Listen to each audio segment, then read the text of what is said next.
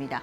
저희가 오늘 A컷으로 준비한 사진은 역시나 철강 산업과 관련된 사진 준비를 했고요. 철강 관련된 기업들이 중국 그리고 중동 이슈, 외부의 이슈를 통해서 오늘 줄지어 상한가에 올라선 모습입니다. 사실 그동안 많이 안 올랐고 소외됐기 때문에 저가 매수세가 좀 들어가는 것 같기도 한데 다음 장을 통해서 그 이슈들 하나하나 확인을 해보죠. 먼저 중동발 이슈는요. 이란이 미국의 철강 시설을 지속적으로 공격하고 있는 부분에 좀 시장이 주목을 하고 있습니다.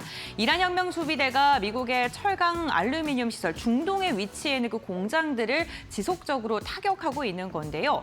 이렇게 중동의 지정학적 리스크가 계속적으로 이어지면서 철근과 관련된 공급 차질이 좀 나타날 것이다라는 시장의 우려감이 커지고 있는 상황입니다.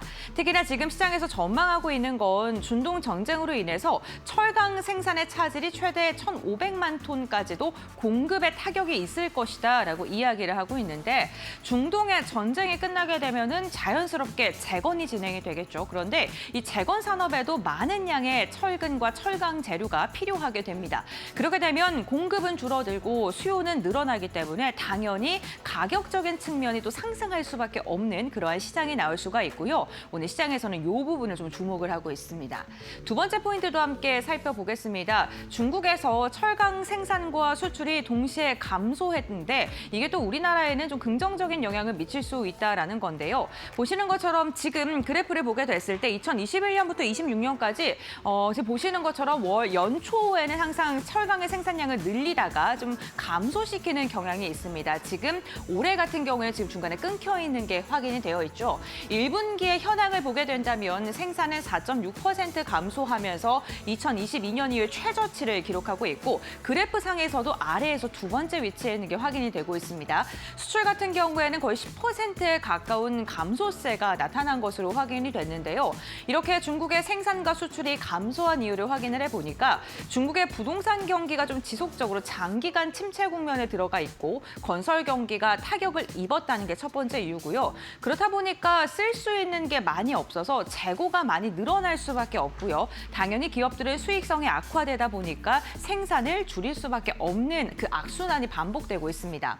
여기에다가 글로벌 시장에서 중국의 저가에 대한 공략을 좀 막으려는 그런 움직임, 관세로 좀 대응을 하는 움직임이 나타나고 있죠. 반덤핑 관세라던가 수출 규제가 강화가 되면서 중국의 가격적인 메리트가 상대적으로 둔화될 수밖에 없고 이러한 시장의 분위기가 결국에는 우리 시장에는 당연히 반사이익으로 이어질 수 있다라는 분석이 더해지고 있습니다.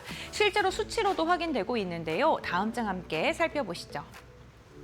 네, 중국의 공급이 줄어드니까요. 철강 가격이 다시 상승하고 있습니다. 보시는 것처럼 열연과 냉연 그리고 후판, 철근 전반적인 철강의 가격들을 이렇게 표로 나온 건데 이게 중국의 유통재고 수위를 보게 되면 지금 지속적으로 감소하고 있는 게 확인되고 있고 우리나라의 유통 가격을 보게 되면요. 보시는 것처럼 26년 초까지만 해도 꺾이다가 지금 다시 고개를 들고 올라가고 있는 모습. 올해 들어서 가격이 다시 상승하고 있다는 게 확연하게 느껴집니다.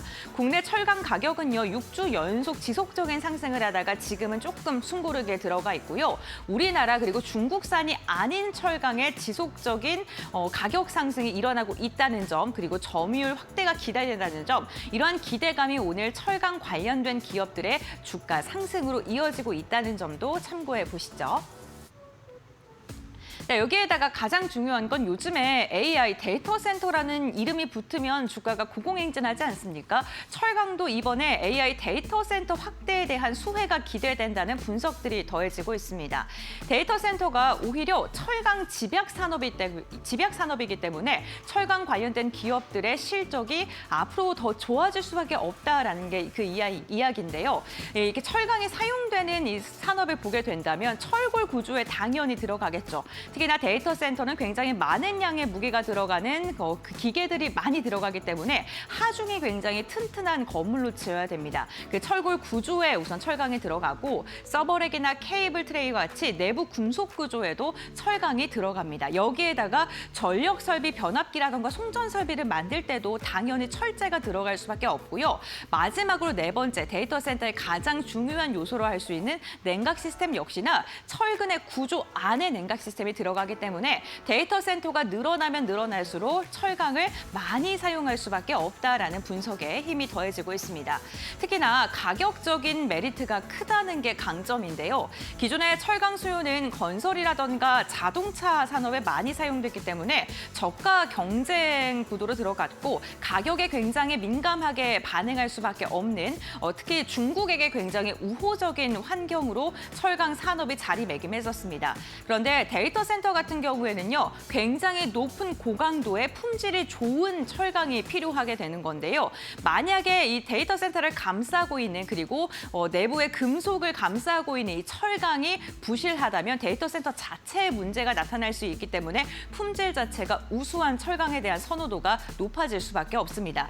그렇게 된다면은 기술력으로 이제 철강 기업들도 승부를 하는 거고 그럼 고마진 구조, 가격 전가를 소비자에게 할 수 있는 구조가 나타날 수밖에 없겠죠. 그렇게 됐을 때 철강 관련된 산업을 하고 있는 기업들이 마진 스프레드가 더 좋아질 수밖에 없는 거고 영업이익의 증폭이 나타날 수 있다라고 지금 증권가에서는 분석을 하고 있고요. 결국에는 AI 데이터 센터의 확대로 철강 관련된 산업들이 판매도 늘어나고 마진율도 좋아진다. 이렇게 바라봐 주시면 될 것 같습니다. 그런데 철강 관련된 기업들이요, 장점만 있는 건 아닙니다. 다음 장으로 좀 리스크 요인도 한번 정리를 해보죠. 탄소 배출권 가격이요, 전쟁으로 인해서 지금 급등을 하고 있는 상황입니다. 1년 전, 지난해 말이 1,400원이었는데 지금 딱 4개월, 넉 달 만에 60%가량 급등한 것으로 확인이 되고 있는데요. 탄소 배출권 가격이 이렇게 상승한 요인은 크게 세 가지로 정리를 해볼 수 있겠습니다. 먼저 첫 번째로는 정책의 변화인데요. 제4차 배출권 거래제가 시행이 되면서 유료 탄소 배출권을 사야 되는 비중이 확대되고 있고 기업들이 필수적으로 탄소 배출권에 대한 거래를 진행을 해야 됩니다. 두 번째는 중동 리스크로 인해서 에너지 가격이 상승하고 있고 탄소 배출권에 대한 수요가 늘어나고 있다는 거에 두 번째 이유고요. 마지막 세 번째가 유럽에서 굉장히 강도가 높은 규제를 지금 하고 있는데 기업들이 유럽에 수출을 하기 위해서는 의무적으로 탄소 배출권을 구매해야 되고 특히나 철강 산업 같은 경우에 탄소 배출권이 정말 필수적으로 필요한 산업이기 때문에 이 가격 자체가 매출 영업이익을 감소시킬 수 있는 악재로 작용할 수 있다는 겁니다. 이 부분도 함께 참고를 해보시면서 과연 탄소 배출권의 가격 상승의 리스크를 AI 데이터 센터라던가 아니면 공급의 축소가 만회할 만큼 철강 관련 기업들의 주가가 지속적인 아웃퍼폼을 할 수 있을지도 함께 확인을 해보시죠. 네, 이렇게 마켓 A컷 저희가 브리핑 마무리하도록 하고